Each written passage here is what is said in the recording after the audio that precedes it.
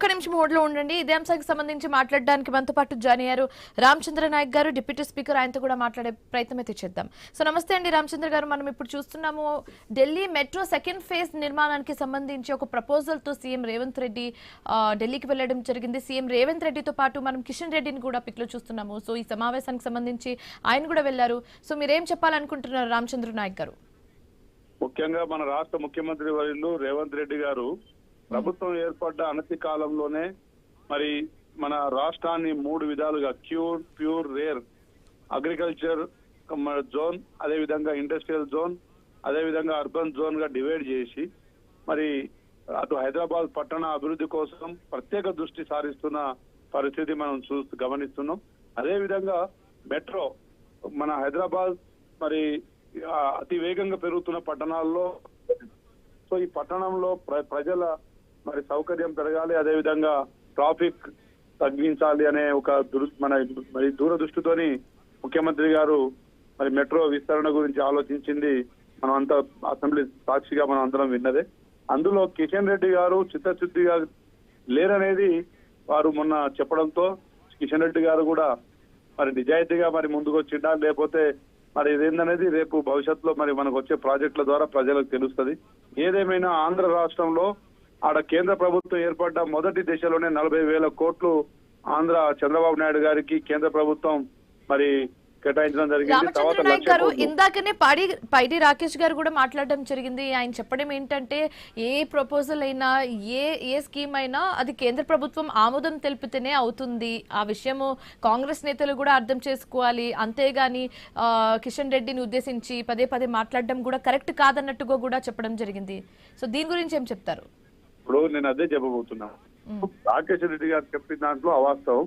ఎందుకంటే ఆంధ్ర ప్రభుత్వానికి కేవలం 2 సంవత్సరాల్లో దాదాపు 1,40,000 కోట్ల రాయితీలు మరి నిధులు కేటాయించినప్పుడు, అదేవిధంగా ఇండస్ట్రీస్ అన్ని గూగుల్ కావచ్చు, ఇంకొకటి కావచ్చు, కార్ మ్యానుఫ్యాక్చరింగ్ యూనిట్స్ కావచ్చు, అన్ని ఆంధ్రాకి తరలి వెళ్తున్నప్పుడు మరి బీజేపీ మంత్రులు ఇక్కడ 2 ప్లస్ పార్లమెంట్ సభ్యులు 8 మంది ఎక్కడ నిద్రపోతున్నారు?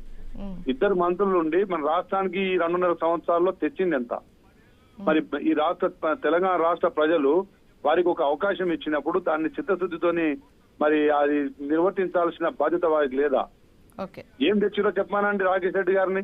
కేంద్ర ప్రభుత్వం కేంద్ర ప్రభుత్వం ఆమోదం ఉంటేనే వస్తుంది అనేది బుల్లెట్ ట్రైన్ తీసుకొచ్చామని చెప్తున్నారు, ఓఆర్ఆర్ తీసుకొచ్చామని చెప్తున్నారు. ఇందాకే ఆయన చెప్పడం జరిగింది. సో ఇవన్నీ ఇస్తున్నప్పుడు ఇవి ఇస్తాం కదా అని అంటున్నారు. ప్రతిపాదనల దశలోనే ఉన్నాయి ఇవన్నీ. రాష్ట్ర ముఖ్యమంత్రి వర్యులు రేవంత్ రెడ్డి గారు భవిష్యత్తు దృష్టి పెట్టుకొని భవిష్యత్తును మన ట్రాఫిక్ ఏ విధంగా పెరగబోతుంది దాన్ని దృష్టిలో పెట్టుకొని బుల్లెట్ ట్రైన్లు మరి 3 దశలుగా Hyderabad to Pune, Hyderabad to Vijayawada, Hyderabad to Bengaluru ఆ విధంగా ప్రతిపాదనలు పెట్టడం జరిగింది. మరి మనకి ఇప్పుడు అత్యవసరంగా కావాల్సింది ఏంటంటే సిటీలో మరి మెట్రో విస్తరణ దాదాపు ఓఆర్ఆర్ వరకు విస్తరించకపోతే హెవీ వెహికల్స్ అన్ని ట్రాఫిక్ అంతా జామ్ అయ్యే పరిస్థితులు సిటీలో మనం చూస్తా ఉన్నాం. చిన్న వర్షానికే మరి కార్లు కదలని పరిస్థితి కనబడతా ఉన్నది. ముఖ్యంగా మొదటి దశలో ముందు మనం విస్తరించుకోవాల్సింది మెట్రో, తర్వాత బుల్లెట్ ట్రైన్స్, అదేవిధంగా regional ring roads, airports. So గత ప్రభుత్వం కేసీఆర్ గారేమో మోడీతోని అంతర్గతంగా ఒప్పందాలు చేసుకొని నల్ల చట్టాలకు సహకరిస్తూనే ఆయన దూరంగా ఉన్నట్టుగా వారితో విభేదాలు సృష్టించుకున్నట్టుగా నటించారు. కానీ మన రాష్ట్ర ముఖ్యమంత్రి వారు ఈ రోజు పార్టీ వేరైనా ఆడ ప్రభుత్వం వేరైనా మరి అంటే బేసిజాలు లేకుండా ముఖ్యమంత్రి గారు మనకు రావాల్సిన మరి ప్రాజెక్టులు తెచ్చుకోవాలనే ఒక మెట్టు తగ్గి వారు మరి ప్రధానమంత్రి గారిని, రాజ్నాథ్ సింగ్ గారిని, రైల్వే మినిస్టర్ గారిని అందరినీ కలుస్తున్నప్పుడు గత 2.5 సంవత్సరాలుగా కిషన్ రెడ్డి గారు, బండి సంజయ్ గారు మేము కూడా కృషి చేసి ఈ ప్రాజెక్ట్ తెచ్చుకున్నామని చెప్పే దిశలో ఎవరో ఒకటి తెచ్చి. రామచంద్ర గారు, ఇప్పుడు ఈ ప్రాజెక్ట్ కి బ్రేక్ పడుతుందా లేకపోతే గ్రీన్ సిగ్నల్ లభిస్తుందా? మీకేమనిపిస్తుంది? తప్పకుండా రాష్ట్ర ముఖ్యమంత్రి వర్యులు రేవంత్ రెడ్డి గారు ఎట్టి పరిస్థితుల్లో వదులుకోరు. తప్పకుండా సాధించేదాకా వారు కష్టపడే వ్యక్తి. తప్పకుండా మన ప్రజల అవసరాల దృష్ట్యా వారు ఏది కాంప్రమైజ్ గారు. ప్రజలకు భవిష్యత్తు ఏదని మంచి జరుగుతుందంటే దానికోసం ఎక్కడి దాకా పోరాడే. ఒకవేళ ప్రాజెక్ట్ కి గ్రీన్ సిగ్నల్ లభిస్తే ఆ క్రెడిట్ ఎవరి ఖాతాలో వెళ్తుందండి? కాంగ్రెస్ లేకపోతే బీజేపీ ఖాతాలోనా? తప్పకుండా రాష్ట్ర ముఖ్యమంత్రి రేవంత్ రెడ్డి గారిది, అదేవిధంగా కాంగ్రెస్ ప్రభుత్వం అవుతుంది.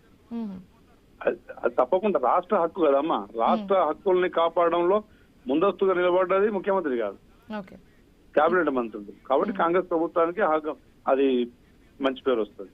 Okay. So thank you so much Ramachandra Nayak garu join అయినందుకు, మీ ఒపీనియన్స్ ని మాతో షేర్ చేసుకున్నందుకు.